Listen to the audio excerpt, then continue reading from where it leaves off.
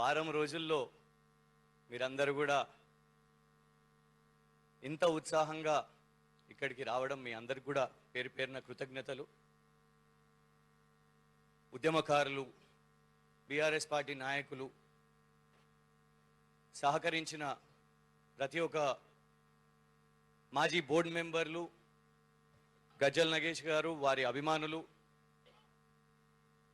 నివేదిత గారు వారి అభిమానులు, ఆత్మీయులు ఎర్రోల సీనన్న వారు లేరు, వేరే దగ్గర ఇన్ఛార్జ్గా ఉన్నారు, డివిజన్ ప్రెసిడెంట్లు అందరూ కూడా. మొదటిసారి మాట్లాడుతున్నా అంటే టీవీ డిబేట్లలో మాట్లాడుతుంటాం, సోషల్ మీడియా ట్రైనింగ్లు చేస్తూ ఉంటాం, కానీ వర్కింగ్ ప్రెసిడెంట్ అన్న కేటీఆర్ గారి ముందు మైక్ పట్టుకొని మాట్లాడడము మరియు కంటోన్మెంట్ నియోజకవర్గం అందరి ముందు మాట్లాడడం మొదటిసారి.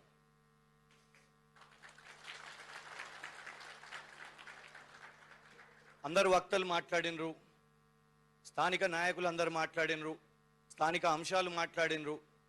పెద్దలు గౌరవనీయులు తలసాని శ్రీనివాస్ యాదవ్ గారు ప్రస్తుతం ప్రభుత్వం చేస్తున్న అరాచకం, గతం మనం ప్రభుత్వంలో ఉన్నప్పుడు చేసిన అభివృద్ధి, ఇవన్నిటి గురించి కూడా మాట్లాడినరు. కొంత ఎస్ఐఆర్ గురించి మాట్లాడినరు, మెంబర్షిప్ గురించి మాట్లాడినరు.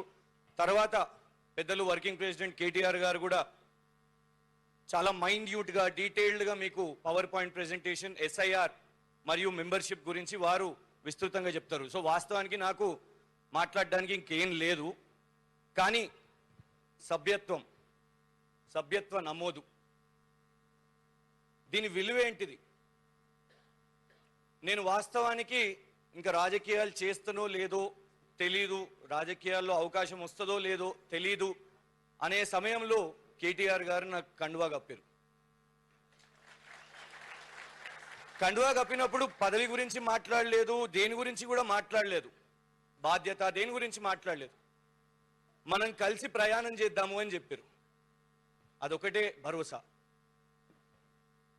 2009లో తెలంగాణ ఉద్యమంలో ఉస్మానియా యూనివర్సిటీ నుంచి మొదలైంది. దానికంటే ముందు నేను కూడా మీలో చాలా మంది ఉన్న యువతలాగా నేను కూడా సామాన్యున్నే. షెనాయ్ గ్రౌండ్లో క్రికెట్ ఆడుతుండే, రాజకీయం చేస్తానో లేదో తెలియదు, అవకాశం వస్తుందో లేదో తెలియదు. అప్పుడు వెళ్దామన్నా కూడా కార్పొరేటర్ గారు ఎట్లా చూస్తారు అంటే ఏదో ఒక పిల్లగాడు వచ్చిండే, జెండా కట్టిపించుకుందాము తిరిగిపించుకుందాము అని జనరలీ అట్లనే ఉంటుంది. ఈ స్థాయికి వస్తామో అని మనం అనుకోము. కానీ ఆ పవిత్రమైన తెలంగాణ ఉద్యమం, ఉస్మానియా యూనివర్సిటీ ఎంతో మంది యువతకు ఆ అవకాశం ఇచ్చింది. కేవలం ఉస్మానియా అనే కాదు, అన్ని యూనివర్సిటీల నుంచి ఆ తెలంగాణ ఉద్యమం ఎంతో మంది యువ నాయకులను తీసుకొని వచ్చింది. దానికి కారణం కేసీఆర్ గారు మొదలుపెట్టిన తెలంగాణ ఉద్యమం. కేసీఆర్ గారు మొదలుపెట్టిన తర్వాత అక్కడికి వదలలేదు. రాజకీయంగా ఎంతో మంది యువతకు కూడా అవకాశం ఇచ్చిండ్రు. ఈరోజు బాల్క సుమన్ గారు జైల్లో ఉన్నారు.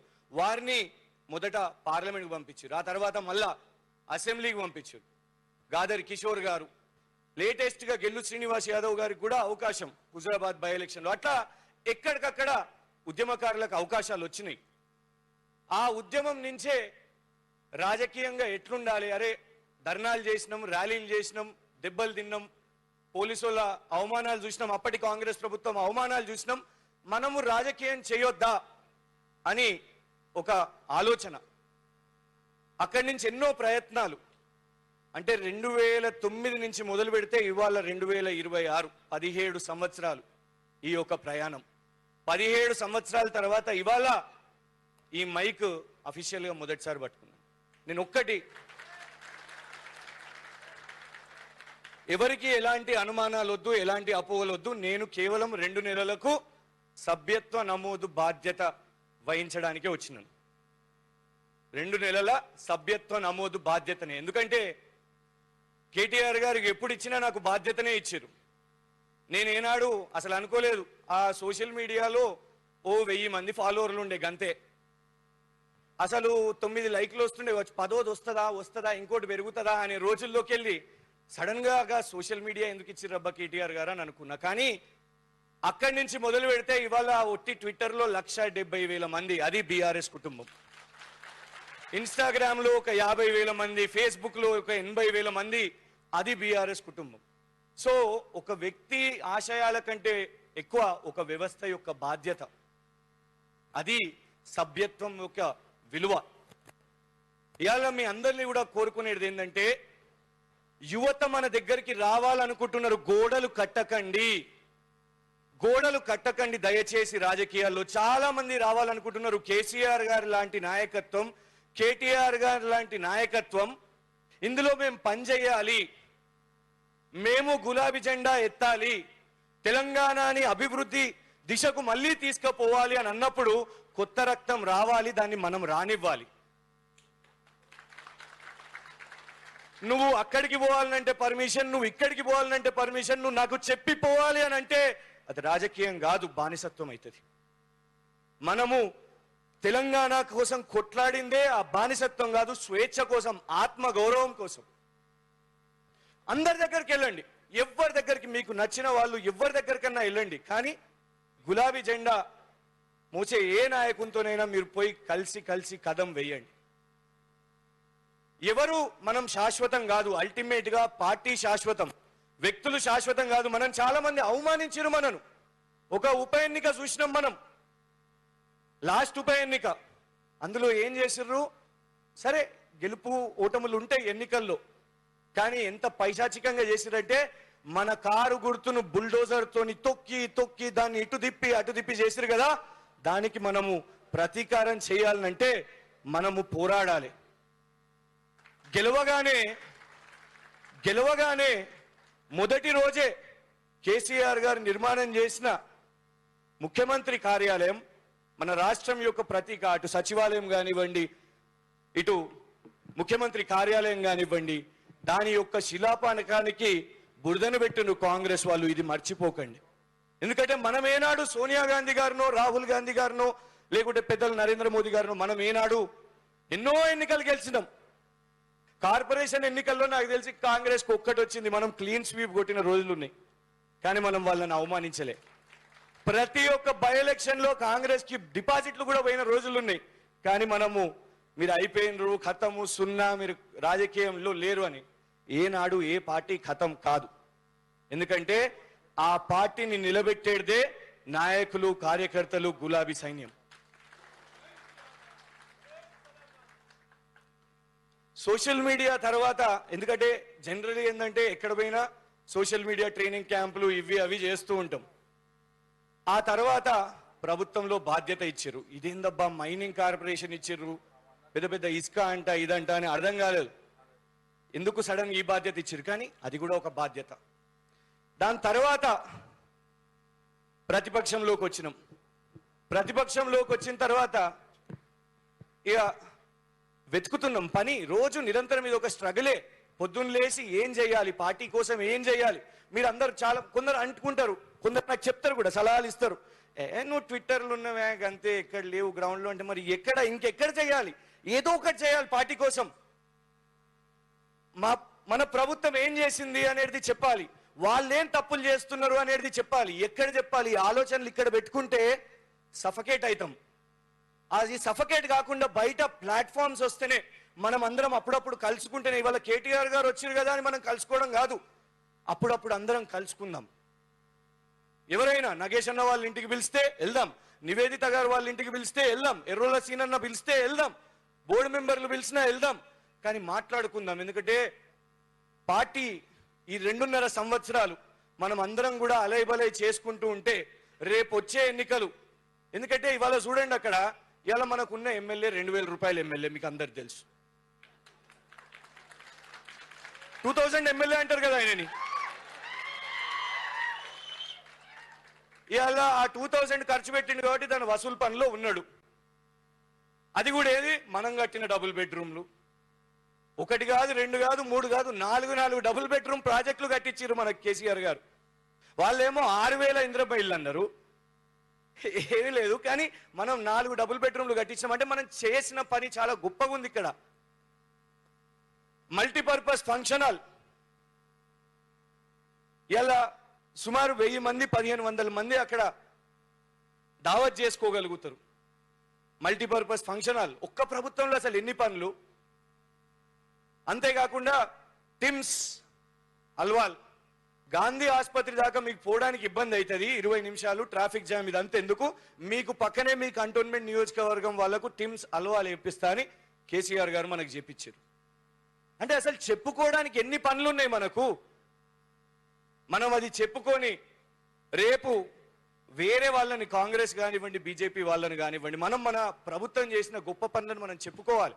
మల్టీపర్పస్ ఫంక్షన్ హాల్ ఉంది, టిమ్స్ అల్వాల్ ఉంది, మన డబుల్ బెడ్రూమ్స్ ఉన్నాయి, ఇలా రకరకాల ఆల్రెడీ బోర్డు మెంబర్స్ అందరు కూడా చెప్పారు.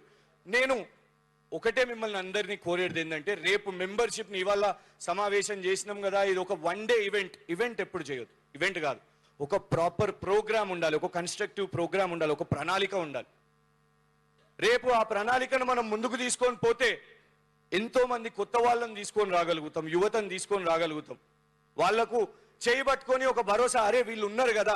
ఇవాళ నాకు అంటే ఒకటేంటిదంటే, అల్టిమేట్గా మనం వెనుకకు చూస్తాం, ఇంట్లో పిల్లలకు ఏం భరోసా ఉంటుంది, ఒక మా తల్లి ఉన్నది కదా, మా తండ్రి ఉన్నది కదా అని భరోసా ఉంటుంది. మరి రాజకీయంలో ఉన్నప్పుడు వెనుక మన తండ్రి కేసీఆర్ గారు ఉన్నారు కదా అనే ఒక భరోసా ఉంటుంది, మన అన్న రామన్న ఉన్నారు కదా అనే భరోసా ఉంటుంది. మనం ప్రభుత్వంలో ఉంటేనే కదా మనకు పదవులు వచ్చేటి, రకరకాల పదవులు, రకరకాల పథకాలు. ఇవాళ చూడండి, కొంచెం ఒక ఎలక్షన్ కాగానే మనోళ్ళు పటపటా అన్నట్టు పోయారు. ఏమైంది, ఒక్కొక్కకన్నా పదవి వచ్చిందాడ? పోయిన వాళ్ళకి మనకు ఒక్కొక్కకన్నా పదవి వచ్చిందా? మన వాళ్ళకు రాలే, వాళ్ళు అందుకే తిరిగి వస్తామని అంటున్నారు. మళ్ళా కలుపుకపోదాం, ఒక కుటుంబం లాగా ముందుకు పోదాం. దయచేసి ఎలాంటి అనుమానాలు పెట్టుకోవద్దు. ఈ వచ్చే కొన్ని రోజులు ఎప్పుడైతే యాప్ మొదలవుతుందో, డిజిటల్ పెట్టడానికి కూడా కారణం అదే. ఎందుకంటే పెద్దలు మీకు అందరికీ కూడా బూత్ మీద పట్టుంటది, మీరు నిలబడితే ఓట్లు పడతాయి. కానీ కొంత యువత కూడా ఉంటే వాళ్ళ ఫోన్లు ఉపయోగిస్తారు, వాళ్ళను కూడా ప్రోత్సహించినట్టుంటది. మనం చూస్తున్నాం, ఇవాళ దేశమే మనకు ఒక గుణపాఠం నేర్పిస్తున్నది. తమిళనాడులో డిఎంకే ఉంది, ఏఐడిఎంకే ఉంది, తోక పార్టీలాగా కాంగ్రెస్ ఉన్నది, బీజేపీ ఉన్నది, వీళ్ళందరూ ఉన్నారు. కానీ అయినా కూడా ఒక కొత్త పార్టీ అవసరం ఎందుకు పడ్డది వాళ్ళకు? యువత అందరు ఎక్కడేసిర్రు? ఇలా దేశం మొత్తంలో గౌరవ చీఫ్ జస్టిస్ ఆఫ్ ఇండియా గారు ఒక్క మాట మాట్లాడినందుకు, కాక్రోచ్ పారాసైట్స్ అనగానే రాత్రికి రాత్రి ఒక సునామీ లాగా యువత అందరూ ఒక పార్టీ ఇన్స్టాగ్రామ్ లో మొదలు పెట్టేసారు. మొదలు పెట్టగానే చూసినాం, కొన్ని సంవత్సరాలు దశాబ్దం దాకా ఉన్న భారతీయ జనతా పార్టీకి ఫాలోవర్లు ఈ 4 రోజుల్లో ఇది ఇన్స్టాగ్రామ్ లో కొట్టేశాను. ఎందుకు అంటే యువతలో ఒక ఆందోళన ఏంటంటే, వీడు బచ్చగాడే, అంత పిల్లలు తిరుగుతారు వీనితోని. కానీ వాళ్ళ అదే పిల్లలు కదా నిన్న రాత్రంతా పాపం నిలబడి బ్యానర్లు కట్టింది, అదే పిల్లగాళ్ళు కదా జెండాలు మోసేది, అదే పిల్లగాళ్ళు కదా పోలీసులు అడ్డం పడితే నిలబడి దెబ్బలు తినేది. దయచేసి వాళ్ళని మనం అవమానించొద్దు. బచ్చాగాళ్ళు, పిల్లగాళ్ళు దయచేసి మనం అందరినీ తీసుకొని పోదాం, పెద్ద సముద్రం లాగా అయిదాం వాళ్ళందరూ కూడా. ఎందుకంటే ఇతర రాష్ట్రాల్లో అట్లాంటి పరిస్థితి ఉన్నది, కానీ ఇక్కడ కాంగ్రెస్ ని బీజేపీని దెబ్బ కొట్టాలి అని అంటే ఉద్యమ పార్టీ ఆల్రెడీ ఉన్నది. ఆ ఉద్యమ పార్టీని మళ్ళీ ప్రభుత్వంలోకి తెచ్చి తెలంగాణను మనం టాప్ లోకి పెట్టాలి. చివరిగా ఒకటే చెప్తాను, ఇచ్చిన బాధ్యత నిర్వర్తించడం ఒక సామాన్య కార్యకర్త లాగా. నేను మీ మధ్య ఎవరు పిలిచినా కూడా నేను ఒకటే చెప్తాను, ఎలక్షన్స్ చాలా దూరం ఉన్నది, ఎవరెక్కడుంటారో తెలియదు. ఇది రాజసం కాదు, రాజుల సమయం కాదు, ఇది నాది, ఇది మీది, ఇది కానే కాదు. అన్నగారు ఎక్కడ చెప్తే, రామన్ ఎక్కడ చెప్తే అక్కడ బాధ్యతగా ఏం చెప్తే ఆ పని చేస్తాం.